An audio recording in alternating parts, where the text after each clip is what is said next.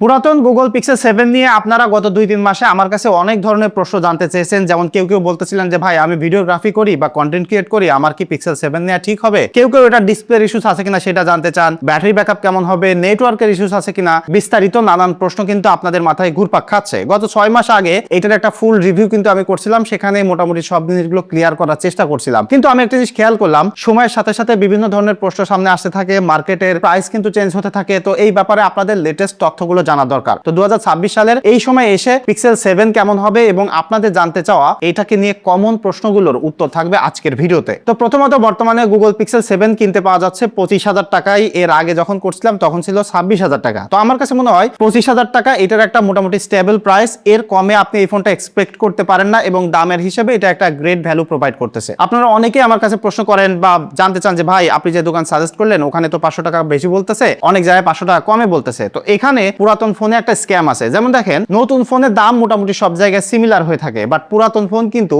Unit two unit vary করে। Let's say আমার কাছে 50টা ইউনিট আছে, এখন তার মধ্যে থেকে 10টা ইউনিট আছে সেখানে দাগ টাগ আছে, সেইগুলো আমি 1000 টাকা কমে বিক্রি করব। এখন আমি কিন্তু মার্কেটিং করার জন্য পোস্ট করব গুগল পিক্সেল 7 এখন কিনতে পারবেন 24,000 টাকায়। তবে ফ্রেশ গুলো কিনতে গেলে মার্কেটে যেয়ে দেখবেন দোকানে তারা বিক্রি করতেছে 25,000 টাকায়। তো এখানে কিন্তু একটা ব্যাপার আছে, পুরাতন ফোন কেনার সময় আপনারা 200-500 টাকার দাম এদিক সেদিক না হয়ে দেখেন সেই জায়গাটা ট্রাস্টেড কিনা। এবং এই জন্য আমি আপনাদেরকে পিক্সেল হ্যাভেন সাজেস্ট করি গুগল পিক্সেল ফোন কেনার জন্য, কারণ তাদের ওয়ারেন্টি পলিসিটা ভালো। শুধুমাত্র স্পন্সর এই কারণে আমি বলতেছি না, কারণ তারা আপনাকে এই পিক্সেলের যে কোনো ডিভাইসের সাথে ডিসপ্লের গ্যারান্টি দিচ্ছে, নেটওয়ার্কের গ্যারান্টি দিচ্ছে, আর অন্যান্য যেসব ওয়ারেন্টি গুলো থাকে সবই প্রোভাইড করতেছে। ইভেন যারা ঢাকার বাইরে আছেন তারা কিন্তু নিশ্চিন্তে একদম সহজ শর্তে তাদের কাছ থেকে কুরিয়ার করে হোম ডেলিভারি প্রোডাক্ট পেয়ে যেতে পারেন। যমুনা ফিউচার পার্কে তাদের শোরুম রয়েছে, যারা ভিজিট করতে চান অবশ্যই ভিজিট করে পিক্সেলের যে কোনো ডিভাইস তাদের কাছ থেকে কিনতে পারেন। তাদের দোকানের নাম পিক্সেল হ্যাভেন। তো সব ধরনের পিক্সেলের ডিভাইস অ্যাক্সেসরিজ তাদের কাছে পাচ্ছেন, এটা তো শিওর। তো একদম প্রথমে যে জায়গায় আসতে চাই সেটা হলো ভিডিওগ্রাফি। দেখেন 25 থেকে 26,000 টাকা বাজেটে ভিডিওগ্রাফির জন্য আপনারা অনেকেই ফোন কিনতে চান, কন্টেন্ট ক্রিয়েট করতে চান, বাট বাজেট থাকে না। এখন এই বাজেটে ফোন কিনতে গেলে নতুন ফোনে 30,000 টাকায়ও কিন্তু ভালো ভিডিও হয় না। তো তখন অবভিয়াসলি আপনাকে যাইতে হয় পুরাতন ডিভাইসে। এখন এই বাজেটে যখন আপনি পুরাতন ফোন কিনতে যাচ্ছেন দেখবেন যে অবশ্যই পিক্সেলের ডিভাইসগুলোই শর্ট লিস্টেড হয়ে যাচ্ছে। তো সেই জায়গা থেকে আমি বলতে পারি পিক্সেল 7 বর্তমান সময়ে ভিডিও করার জন্য একটা গ্রেট ডিভাইস। বেশ কিছু কারণে, তার মধ্যে প্রথমত যেটা, এখানে সব সেন্সর দিয়ে 4K 60 FPS আপনি ভিডিও করতে পারবেন। তো এটার জন্য আপনি যদি ব্লগিং করেন, সিনেম্যাটিক বিরোল নিতে চান, সেটাকে স্লো মোশন করতে চান, সেটা করতে পারবেন। আবার ব্যাকগ্রাউন্ড ব্লার করে ফুল এইচডি পর্যন্ত ভিডিও করতে পারবেন। তো সব ধরনের ফিচার এখানে আছে। তবে পিক্সেলের ম্যাজিক যেটা ভিডিওগ্রাফিতে, সেটা হয়তো আপনারা অনেকেই জানেন, তারপর আরেকবার বলি, এইটার ভিডিও কোয়ালিটি বা ভিডিও প্রসেসিং অনেক বেটার। তিনটা জায়গায় সেটা আপনি লক্ষ্য করবেন। একটা হলো ভিডিও কোয়ালিটি ইটসেলফ, যখন আপনি ভিডিও করবেন সেটাকে এডিট করতে গেলে এডিটিং ক্যাপাবিলিটি অনেক ভালো পাবেন, মানে কালার গ্রেড করলে বা বিভিন্ন ট্রানজিশন দিলে ভিডিওটা ভেঙে যায় না, রেজুলেশন লো হয়ে যায় না। আর একটা জায়গা হলো এটার স্টেবিলিটি। আপনি দৌড়ায় ভিডিও করেন, হ্যান্ডহেল্ড ভিডিও করেন, ভালো ভিডিও করতে পারেন না, তারপরেও প্রবলেম নাই, এটা স্টেবল ভিডিও আপনাকে প্রোভাইড করবে। আর একটা জিনিস হলো এটার কালার অ্যাকুরেসি কিন্তু অনেক সুন্দর, অ্যাজ ইট ইজ আপনি দেখতে পারবেন, ওইটাকে কালার গ্রেড করে বিভিন্ন লুক আপনি দিতে পারবেন। সো ভিডিও কোয়ালিটির ক্ষেত্রে এটা সেলফি ক্যামেরা সহ main camera, ultra wide camera, একটা গ্রেট ডিভাইস। চোখ বন্ধ করে ভিডিও কন্টেন্ট ক্রিয়েট করতে চাইলে 26 সালের এই সময় এসেও আপনি এই পিক্সেল 7 কিনতে পারেন। এখন সমানভাবে কিন্তু ফটোগ্রাফিটাও গুরুত্বপূর্ণ আপনাদের অনেকের কাছে। তো এখানে 50 মেগাপিক্সেলের যে মেইন সেন্সর রয়েছে, 12 মেগাপিক্সেলের আলট্রা ওয়াইড সেন্সর এবং 10.8 মেগাপিক্সেলের সেলফি ক্যামেরা, সেটা দিয়ে নর্মাল ফটোগ্রাফি, নাইট মুডের ফটোগ্রাফিতে যে হেডরুমটা প্রোভাইড করবে, বিশেষ করে র colour, dynamic range better capture করবে এবং বেটার ডিটেইল প্রিজার্ভ করতে পারবে এভরি সিঙ্গেল ক্লিকে। 25,000 টাকা বাজেটে যদি আপনি বেস্ট ফটোগ্রাফির ফোনের কথা এখন বলেন, আমি এই বাজেটে অনেক ফোন ঘাটাঘাটি করছি, নিজে ইউজ করছি, এটার সাথে কম্প্যারিজন করে দেখছি যে পিক্সেল 7টা বেটার এক্সপিরিয়েন্স আপনাকে প্রোভাইড করবে। রিসেন্টলি এই যে আইফোন 12 প্রোটা দেখতেছেন, এটার সাথে একটা কম্প্যারিজন আমি করে দেখছি, সেখানে মোস্ট অফ দ্য টাইমে পিক্সেল 7 বেটার ফটোগ্রাফির এক্সপিরিয়েন্স প্রোভাইড করে। স্পেশালি এটা দিয়ে যদি আপনি পোর্ট্রেট ফটোগ্রাফি করতে চান, ব্যাকগ্রাউন্ড ব্লার করে মেইন সেন্সর ব্যবহার করে, এটা কিন্তু 1.5x পর্যন্ত বেটার ডিটেইল আপনাকে প্রোভাইড করবে। এজ ডিটেকশনটা পারফেক্ট না হলেও আমি বলতে পারি 25,000 টাকা প্রাইস পয়েন্টের হিসেব করে যে ফটোগ্রাফির এক্সপিরিয়েন্স পাচ্ছেন সেটা স্ট্রং গ্রাউন্ড কিন্তু রয়েছে। দ্বিতীয় একটা জায়গা আমার ভালো লাগে, এই ফোনটা 3টা কালারে কিনতে পাওয়া যায়, যার মধ্যে থেকে লেমন গ্রাস কালারটা খুবই ভালো লাগে আমার, এবং আমার হাতে যে ব্ল্যাক কালারটা রয়েছে এটা মোটামুটি ভালো লাগে। বাট এটার বিল্ড কোয়ালিটি কিন্তু একটা ফ্ল্যাগশিপ ফোনের মতো, মানে অ্যাজ স্ট্রং অ্যাজ পসিবল, এবং হাতে ধরলে এই বাজেট সেগমেন্টে যেসব ফোনগুলো আছে তার মধ্যে থেকে এটাকে ইজিলি আপনি আলাদা করতে পারবেন, এবং খুবই প্রিমিয়াম সলিড একটা বিল্ড কোয়ালিটি লং টাইম ধরে ব্যবহার করার জন্য এই ফোনটা অফার করতেছে। সো এই জায়গাটা আমার কাছে খুবই ভালো লাগে। কিন্তু 26 সালে এসে এই ফোনটা এই বাজেট সেগমেন্টে সব থেকে যে জায়গায় বেস্ট এক্সপিরিয়েন্স এক্সপিরিয়েন্স আপনাকে প্রোভাইড করতেছে সেটা হলো এইটার সফটওয়্যারের এক্সপিরিয়েন্স। এখানে অ্যান্ড্রয়েড 16 চলতেছে, অ্যান্ড্রয়েড 17 এবং 18 পর্যন্ত অ্যাটলিস্ট আপনারা আপডেট পাবেন, এরপরে হয়তো বা আরো বাড়ায় দিতে পারে, কারণ গুগল কিন্তু অলরেডি এইটাতে 2টা সফটওয়্যার আপগ্রেড বাড়িয়ে দিয়েছে। ডেইলি লাইফে ব্যবহার করতে গেলে এটার যে অপটিমাইজেশন আছে, বিশেষ করে এখানে যে ডিসপ্লেটা রয়েছে, যে হার্ডওয়্যারটা রয়েছে, টেনসর G2 চিপসেট, তার সাথে 8GB র্যাম, খুবই ফ্লুইড ভাবে চলে। তবে পিক্সেলের ফোনগুলো আপনারা জানেন গেমিং করার জন্য আসলে এটা ভালো হয় না, 2টা কারণে। এটা হলো গেমিং এর সাথে অপটিমাইজ না, আর একটা হলো এটার হিটিং করে। তো হিটিং এর ব্যাপারটা একটু ক্লিয়ারলি বলি, আপনারা অনেকেই ভাবেন যে পিক্সেল মনে হয় অনেক হিটিং করে কোনো কারণ ছাড়া। এই দিন কিন্তু এখন নাই। পিক্সেল ফোন মানে পিক্সেল 7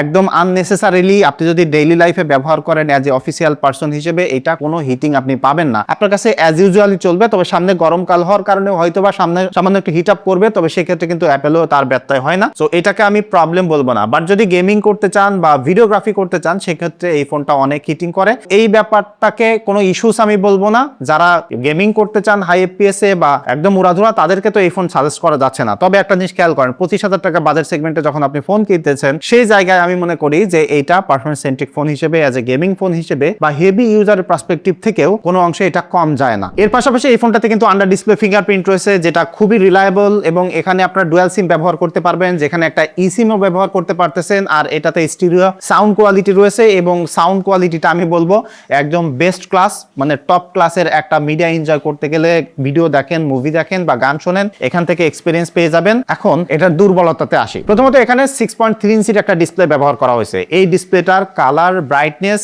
মোটামুটি আমি বলবো যে ফ্ল্যাগশিপ কোয়ালিটিরই আছে, মানে অন্যান্য ফোনের সাথে কম্পেয়ার করলে ভালো আছে। তবে প্রবলেম হলো এই বাজেটে যেসব ফোন পাওয়া যায় সেইগুলোর মধ্যে বেস্ট ডিসপ্লের এক্সপিরিয়েন্স এটা আপনাকে প্রোভাইড করতেছে না। 2টা জায়গায়, একটা হলো যে চিন বেজেলটা দেখতে পাচ্ছেন, সেটা কিন্তু খানিকটা বড় এই বাজেটে। আমি রিসেন্টলি Motorola G86 পাওয়ার ব্যবহার করলাম, CMA Phone 2 Pro আছে, সেগুলোর সাথে কম্পেয়ার করলে এটা কম্পিট করে পারে না। আর একটা জিনিস হলো এটা ডিসপ্লেটা ছোট সাইজ কম্পারেটিভলি, মানে ফোনের সাইজ হিসেব করলে। এক্ষেত্রে আপনার প্রবলেম না হলেও আমি বলবো যে মাল্টিমিডিয়া এনজয় করার জন্য এই ফোনটা বেস্ট না। এবং দ্বিতীয়ত এই ফোনটার একটা কনসার্নের জায়গা হলো এটার ব্যাটারি ব্যাকআপ। আপনারা অনেকেই এই জিনিসটা নিয়ে কনসার্ন, অনেকেই লং টাইম ধরে ব্যবহার করতে চান, একটা রিলায়েবল ব্যাটারি ব্যাকআপের ফোন চান। তবে এই বাজেটে আমি বলবো যে ব্যাটারি ব্যাকআপের জন্য পুরাতন কোনো ফোনই আসলে বেস্ট না। যে কোনো নতুন ফোন কেনেন 8-9 ঘন্টা ইজিলি ব্যাকআপ পেয়ে যাবেন। তবে এখানে যে 4355 মিলিঅ্যাম্পিয়ার একটা ব্যাটারি ব্যবহার করা হয়েছে, ফোনটা কিন্তু 2022 সালে রিলিজ হয়েছিল, তার মানে 3-4 বছর পুরাতন হয়ে গেছে। এখন যে ফোন আপনারা কিনতেছেন তার যদি ব্যাটারিটা ভালো থাকে বা রিসেন্টলি চেঞ্জ করা থাকে, সেক্ষেত্রে আমি বলবো অ্যাজ এ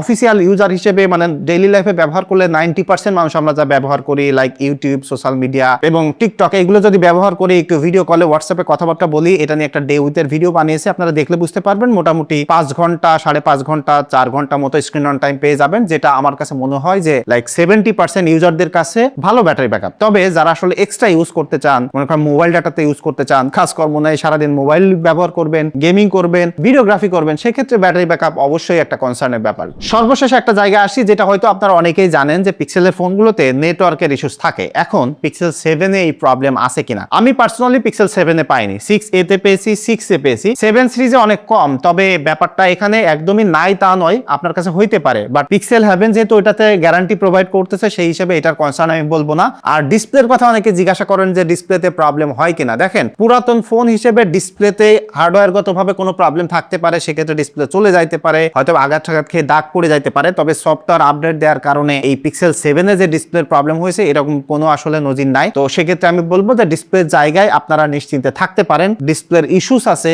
এইরকম কোনো ভয় আপনাদের পাওয়ার দরকার নাই। তো ফাইনাল ভার্ডিক্টটা যদি আসি, যদি আপনি একজন নর্মাল ইউজার হয়ে থাকেন, আপনার বেস্ট লেভেলের ক্যামেরা, ভিডিওগ্রাফি দরকার নেই, সারা দিনে আসলে অফিসিয়াল ইউজার উড়াধুরা ব্যবহার করবেন, মাল্টিমিডিয়া এনজয় করবেন, ভালো ডিসপ্লে, লম্বা সময় ধরে ব্যাটারি ব্যাকআপ লাগবে এবং লং টাইম ধরে চালাইতে গেলে 25,000 টাকা বাজেটের একটা ফোন কিনে আপনি নিশ্চিন্তে থাকতে চান, তাহলে পিক্সেল 7 আপনার জন্য না। বাট আপনি যদি প্রো লেভেলের ইউজার হয়ে থাকেন, লাইক ভিডিওগ্রাফি করবেন, ফটোগ্রাফি দরকার এবং এইটার হাইয়েস্ট পোটেনশিয়ালিটি ক্যামেরা থেকে আপনি বের করে নিতে চান 25,000 টাকা বাজেট সেগমেন্টে এবং একদম লেটেস্ট অ্যান্ড্রয়েডের এক্সপিরিয়েন্স পেতে চান, তাহলে কিন্তু পিক্সেল 7 2026 সালের এই সময় এসেও 25,000 টাকায় কিং অফ স্মার্টফোন। তো এটাই ছিল মূলত আমার এক্সপিরিয়েন্স। এখন আমি শিওর যে আপনারা অনেকেই পিক্সেল 7 ব্যবহার করেন বা পিক্সেলের যে কোনো ফোন ব্যবহার করেন। সো আপনাদের এক্সপিরিয়েন্স কেমন সেটা কমেন্ট করে জানাতে পারেন। দেখা হচ্ছে পরবর্তী ভিডিওতে।